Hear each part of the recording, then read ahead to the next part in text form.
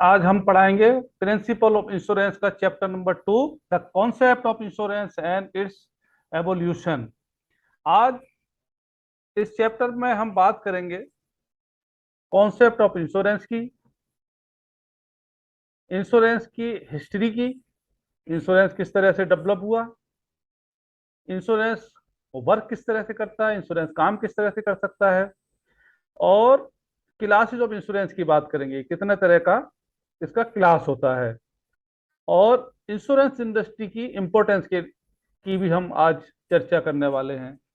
तो आप जुड़े रहिए मेरे साथ। मेरा नाम है आबाद खान और आप देख रहे हैं बीमा साथी।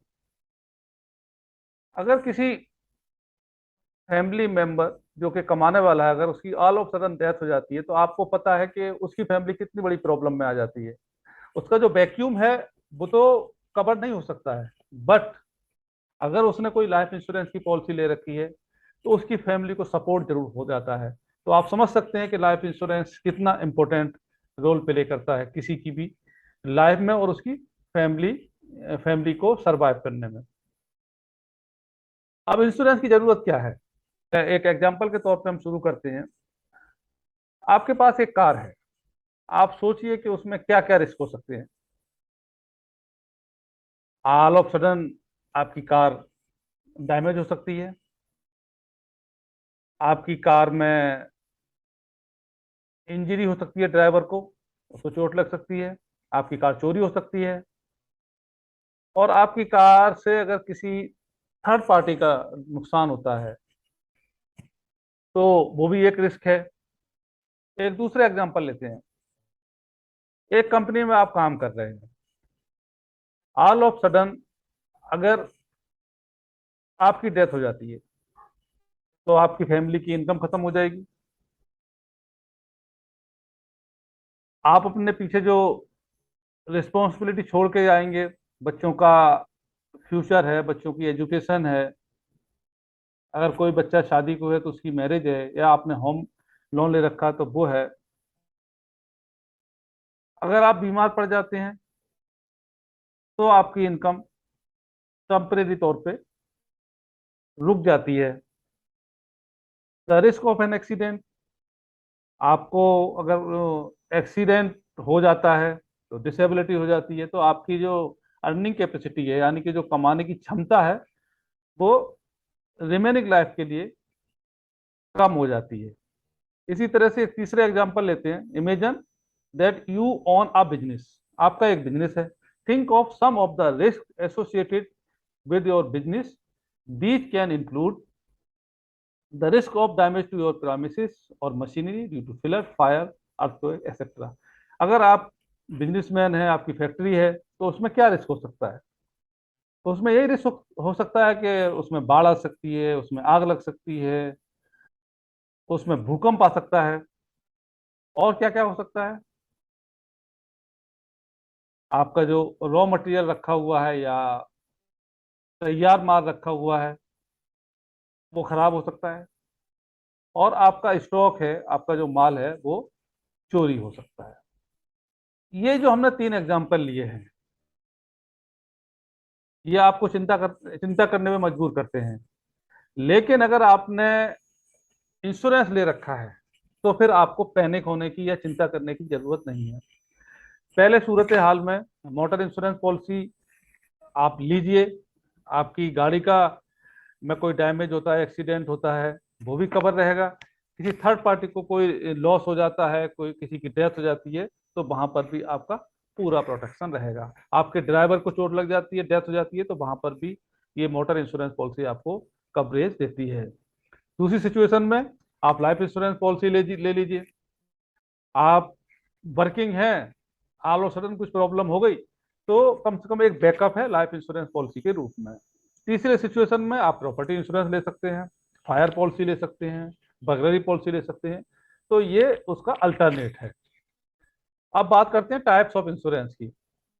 अब इंश्योरेंस के टाइप्स कितने तरह के होते हैं? मोटर इंश्योरेंस है, लाइफ इंश्योरेंस है, जनरल इंश्योरेंस है। अब हम बात करते हैं कॉन्सेप्ट ऑफ इंश्योरेंस की। The business of insurance is related to the protection of the economy, value of assets. An asset is valuable to the owner because they get income or benefit from it in the form of comfort and convenience. जितनी भी assets हैं उसमें एक insurable interest होता है किसी का, वो चाहता है कि मेरी एसेट खराब ना हो, तो वो या तो वो उससे बेनिफिट लेता है, कंफर्ट उठाता है, या उसको वो अर्निंग करके देती है। इन द फर्स्ट सिचुएशन उसके पास कार है, वो उसको कोई मॉनेटरी बेनिफिट नहीं देती है, लेकिन वो उसको उसका कन्वीनियंस है, ट्रांसपोर्टेशन में काम आती है। दूसरे केस में जहाँ लाइफ इंश्योरेंस की बात हो रही है वो क्या है, ह्यूमन लाइफ है, वो इनकम जनरेट करती है। तीसरी सिचुएशन में वो बिजनेस ओनर है, तो उसकी जो गुड्स हैं उसे बेच के जो वो इनकम करता है, इनकम लेता है, वो उसका लॉस होने के चांसेस हैं। During its lifetime the asset will be expose to certain risk such as, अब इसमें रिस्क क्या क्या हो सकता है।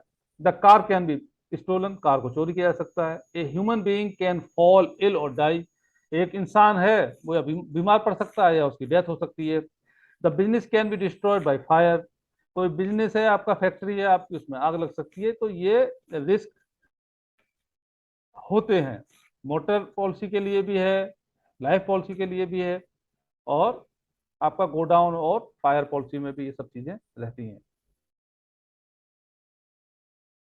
An insurance company promises to pay to the owner or beneficiary of the asset a certain sum of money if a loss occurs, so that they may try to ensure continuance of the financial benefits. The insured pays a certain amount to the insurance company for bearing the risk, which is known as premium. अब insurance company क्या करती है, insurance company एक छोटा सा amount जिसे हम premium कहते हैं लेके आपको प्रॉमिस करती है कि या तो आपको या फिर आप जिसको छोड़ के जाओगे, जैसे लाइफ पॉलिसी में आपकी फैमिली हो गई, उनको एक प्रोटेक्शन देगी, आपके ना होने पर भी उनको प्रोटेक्शन देगी एक छोटा सा प्रीमियम लेके, और वो रिस्क को कवर करेगी, रिस्क को अंडरराइट करेगी। In simple terms, insurance is a process of passing or transferring the risk of incurring loss by the owner who cannot bear the risk of an asset. Insurance को अगर हम simple भाषा में बात करें तो क्या है, एक प्रोसेस है, एक प्रक्रिया है। क्या प्रक्रिया है कि ट्रांसफरिंग द रिस्क, जो सपोज मैं गाड़ी ओनर हूं, जो मेरा रिस्क है वो मैंने ट्रांसफर किया है इंश्योरेंस कंपनी को, उसने वो मेरा रिस्क लिया है जो कि मैं बियर नहीं कर सकता था। मेरी कार अगर चोरी हो गई तो मैं इतना बड़ा लॉस बियर नहीं कर सकता था, इसलिए मैं इंश्योरेंस कंपनी के पास गया, और जो इंश्योरेंस कंपनी है वो रिस्क को बियर कर सकती है, और इसके बदले में वो हमसे क्या लेती है, प्रीमियम लेती है।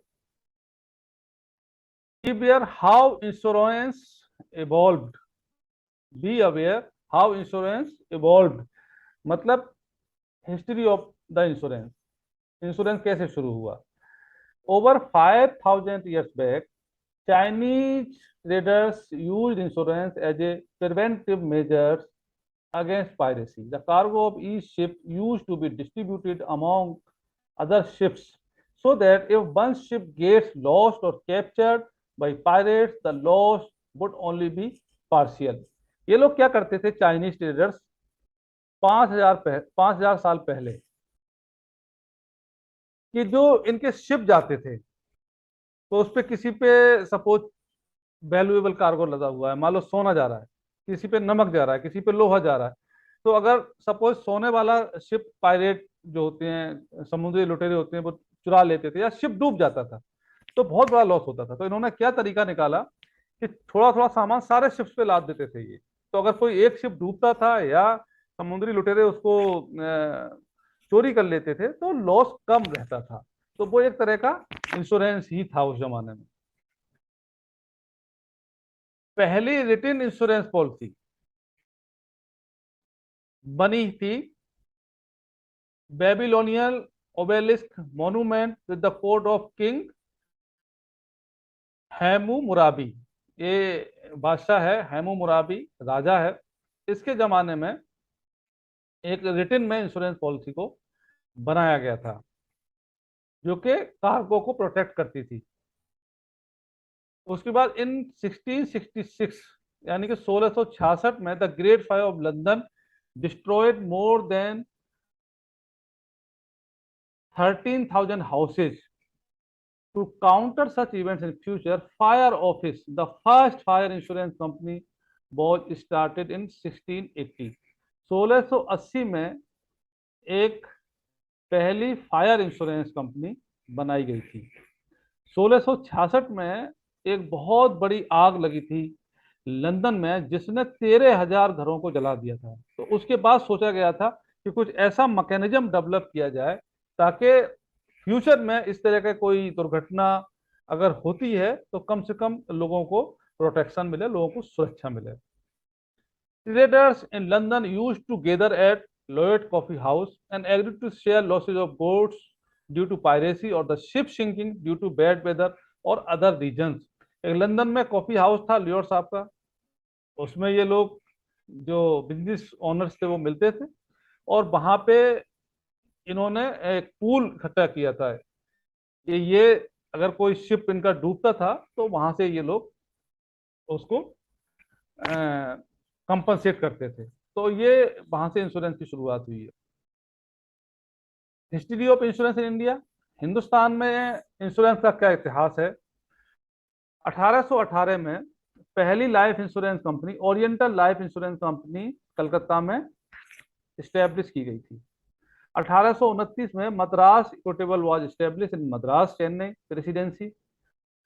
1850 में first non life insurance company Triton insurance Company limited को स्टैब्लिश किया गया था।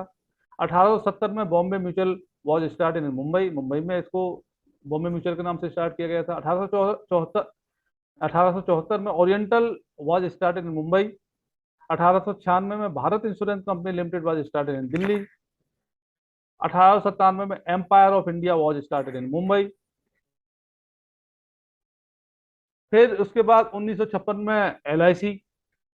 फिर 1973 में जनरल इंश्योरेंस कॉरपोरेशन को का गठन किया गया था। 1973 से पहले बहुत सारी प्राइवेट इंश्योरेंस कंपनी थी, इनको मर्ज करके 4 इंश्योरेंस कंपनी गवर्नमेंट की तरफ से बनाई गई थी। Oriental insurance, national insurance Company limited, United India insurance Company limited, the new India insurance Company limited. और ये चारों के चारों सब्सिडरी थी GIC की, जनरल इंश्योरेंस कॉरपोरेशन की।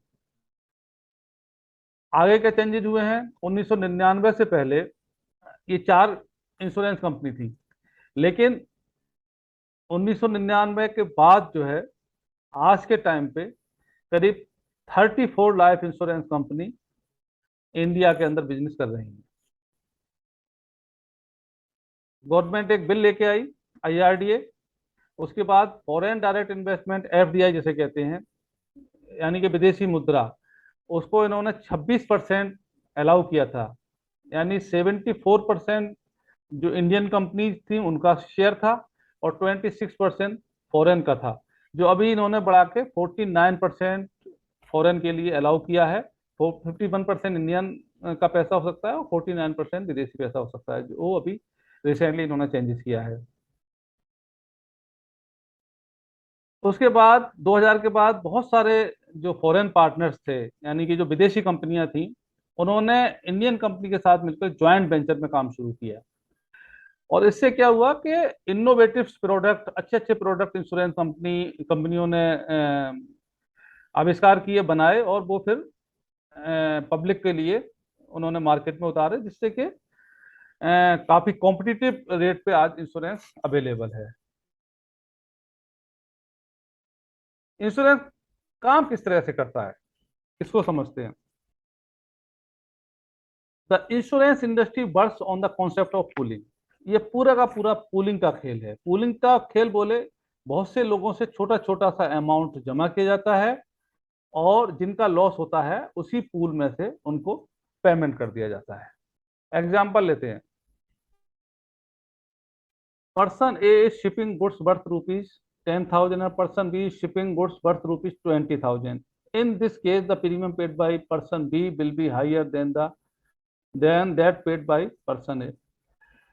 एक 10,000 का माल शिपिंग करेगा यानी कि समुद्र में छोड़ेगा, एक दूसरा 20,000 का माल लेके जाएगा, तो जाहिर सी बात है जो 20,000 का लेके जाएगा उसका 20,000 का रिस्क है, जो 10,000 का लेके जाएगा उसका 10,000 का रिस्क है। इसीलिए तो 20,000 वाला जो ओनर है उसको प्रीमियम ज्यादा देना पड़ेगा। अब एक सोना इम्पोर्ट है एक्सपोर्ट कर रहा है, दूसरा प्लास्टिक कर रहा है, तो जाहिर सी बात है जो सोना इम्पोर्ट एक्सपोर्ट कर रहा है उसको ज्यादा प्रीमियम देना पड़ेगा। एक सिटी में एक एग्जांपल लेते हैं कि प्रीमियम डिसाइड कैसे होता है। There are 500 cars in a city. It is it is expected that on an average 1% of the cars or 5 cars may meet with an accident in a year। 500 कारें हैं और हम ये मान के चलते हैं कि 1% कार यानी कि 5 कार हर साल एक्सीडेंट करेंगी। The economy, the economic value of the loss suffered by the owner of each car is taken to be rupees 10,000। मान लेते हैं एक कार की वैल्यू 10,000 है। Let us see how the premium will be calculated in the above scenario। इस संदर्भ में premium कैसे डिसाइड होगा इसको देख लेते हैं। टोटल नंबर ऑफ कार्स कितनी है? 500। Economic value of each car कितनी है? 10,000। नंबर ऑफ कार्स जो एक्सीडेंट करेंगी वो 5 है। टोटल एक्सपेक्टेड लॉस कितना हुआ? 10,000 इंटू 5, 50,000 रुपया। नंबर ऑफ कार्स कितनी है? 500। 500 को 50,000 जो कि लॉस अमाउंट है उसको डिवाइड कर देंगे 500। तो loss that each car owner has to bear 100 रुपया। तो प्रीमियम कितना हो गया? 100 रुपया। बड़ा सिंपल। हर एक ओनर ने 100 रुपये दिए, 100 रुपये से 50,000 जमा हो गया और 50,000 की लॉस हो रहा था, तो इसलिए ये प्रीमियम होगा 1,000, सॉरी 100।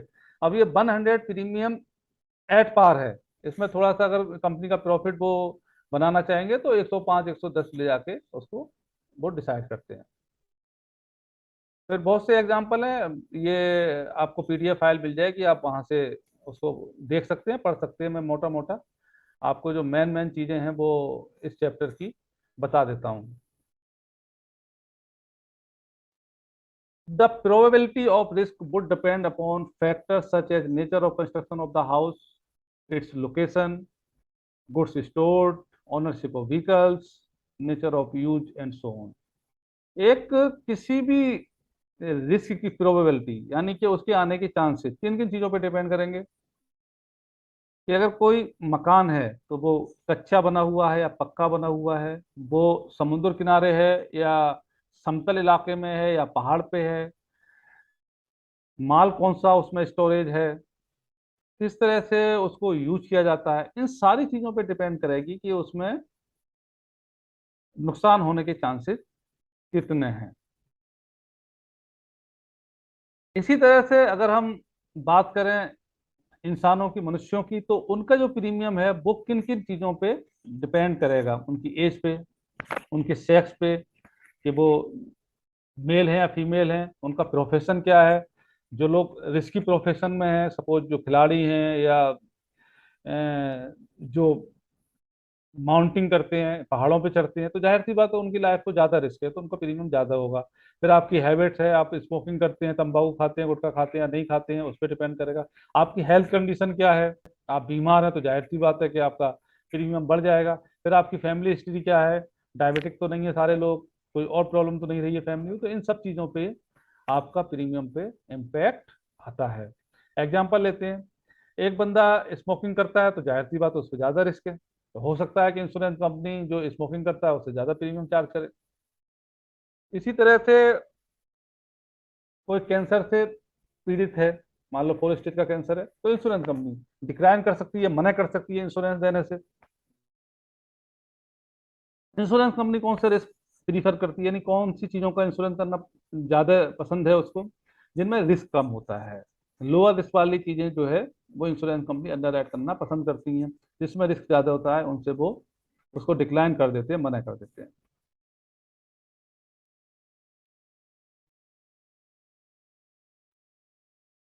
इंश्योरेंस से इंश्योरेंस किन चीजों का होता है, तो उसमें क्या क्या? To be insurable the loss must be likely to occur by chance. मतलब लॉस ऐसा ना हो कि आता ही रहे, बाई चांस होना चाहिए, आ गया तो आ गया, रिकरिंग लॉसेज नहीं होना चाहिए। Identifiable in time when it happened, इसको आइडेंटिफाई किया जा सके। ऐसा होना चाहिए जिसकी हम असिस्ट कर लें वैल्यू को कि भाई ये कितने का लॉस है। कुछ significant in term of amount, मतलब कुछ थोड़ा बहुत तो ज्यादा होना चाहिए। पता लगा कोई 10 रुपए की क्लेम करने लगा, 100 रुपए का, 500 रुपए का, 1000 रुपए का, तो ये छोटे छोटे क्लेम्स को भी इंश्योरेंस कंपनी प्रीफर नहीं करती है। अब आता है transfer of insurance policy. Insurance policy को ट्रांसफर किया जा सकता है, मोटर इंश्योरेंस पॉलिसी को बड़े इजीली ट्रांसफर किया जा सकता है। इसी तरह से मरीन की पॉलिसी ऑटोमेटिकली ट्रांसफर हो जाती है, इसका हम बाद में जिक्र करेंगे। The different classes of business, different classes of insurance, insurance के कई क्लासेज होते हैं, उसको यहाँ पे इस पे दिखाया गया है, आप देख सकते हैं। इंश्योरेंस है, फिर लाइफ इंश्योरेंस, फिर जनरल इंश्योरेंस। जनरल इंश्योरेंस की बहुत सारी ब्रांचेज हैं, फायर इंश्योरेंस है, मरीन इंश्योरेंस है, मिसलेनियस। मिसलेनियस इंश्योरेंस में मोटर आता है आपका, लाइबिलिटी इंश्योरेंस है, फिर हेल्थ इंश्योरेंस है, बर्गलरी इंश्योरेंस है। इस तरह से इसका क्लासिफिकेशन होता है। लाइफ इंश्योरेंस आप समझते हो, जीवन का बीमा है। इसी तरह से जनरल इंश्योरेंस में फायर इंश्योरेंस है, मरीन इंश्योरेंस है, मरीन इंश्योरेंस जो माल का बीमा होता है। फिर मिसलेनियस में मोटर इंश्योरेंस है जो आपकी कार का इंश्योरेंस है, फिर इंजीनियरिंग का इंश्योरेंस है, फिर कुछ लाइबिलिटी इंश्योरेंस है, बर्गलरी पॉलिसियां हैं, फिडेलिटी गारंटी, हेल्थ पॉलिसियां हैं, पर्सनल एक्सीडेंट पॉलिसियां, सारे के सारे मिसलेनियस बिजनेस में आते हैं। आगे बढ़ता हूँ। तो क्वेश्चन है जो हम सबसे लास्ट में लेंगे। अब इंश्योरेंस इंडस्ट्री की इंपॉर्टेंस क्या है? जो इकोनॉमी है वो डायरेक्ट लिंक करती है नॉन लाइफ इंश्योरेंस बिजनेस से। इसमें किस तरह से ये इंश्योरेंस इंडस्ट्री हेल्प करती है बिजनेस ओनर की? Trade and industry get some steadiness and stabilities. एक स्टेबिलिटी आती है बिजनेस में। Business owner can concrete concentrate on their business without worrying about the vagaries of nature like floods, earthquake, cyclone etcetera. कोई businessman है वो अपने business को focus कर सकता है बिना इस बात की चिंता किए कि अगर फायर हो जाएगी या फ्लड आ जाएगा तो मेरा बहुत ज्यादा नुकसान होगा। नेचुरल कैलेमिटी से अपने बिजनेस को बचा सकता है बाई वे ऑफ इंश्योरेंस। अगर उसका इंश्योरेंस नहीं है तो बहुत तरह के लॉसेस को में एक्सपोज है, तो वो बिजनेस करने में डरता है। इसलिए इंश्योरेंस इंडस्ट्री की इंश्योरेंस के बिना किसी भी बिजनेस के सर्वाइवल की कल्पना भी नहीं की जा सकती। Broad scope of insurance business, the concept of insurance has been extended beyond the coverage of tangible assets. यानी कि जो दिखाई देती हैं चीजें, सिर्फ उन्हीं का इंश्योरेंस नहीं होता है, जो नहीं दिखाई देती हैं उनका भी होता है। If an exporter has exported goods he faces the risk of the importer in the other country defaulting on the payment. मान लो एक एक्सपोर्टर है, उसने कहीं कंसाइनमेंट को अपना एक्सपोर्ट किया है। अब वो एक्सपोर्टर्स हैं, जो इंपोर्टर है जिसने माल मंगाया है वो उसकी पेमेंट नहीं करता है, तो इसके लिए एक export credit and guarantee corporation बनाया गया जो कि इन सब चीजों के रिस्क को कवर करता है। इसी तरह से एक अकाउंटेंट है या डॉक्टर है, अकाउंटेंट ने कोई रॉन्ग इंफॉर्मेशन दे दी या रॉन्ग एडवाइस दे दी तो उसके उसका क्लाइंट इसको कोर्ट में ले जा सकता है। इसी तरह से डॉक्टर की गलती की वजह से कोई मरीज मर गया तो वो मरीज के रिश्तेदार उसको कोर्ट में घसीट सकते हैं। तो इन सब से बचने के लिए, इन सब के लिए लाइबिलिटी इंश्योरेंस है, प्रोफेशनल इंडेमनिटी इंश्योरेंस है। अब हम समराइज करते हैं। Insurance is needed to protect one from the risk associated with an asset and to continue earning the benefit from it. Insurance की जरूरत कहाँ होती है?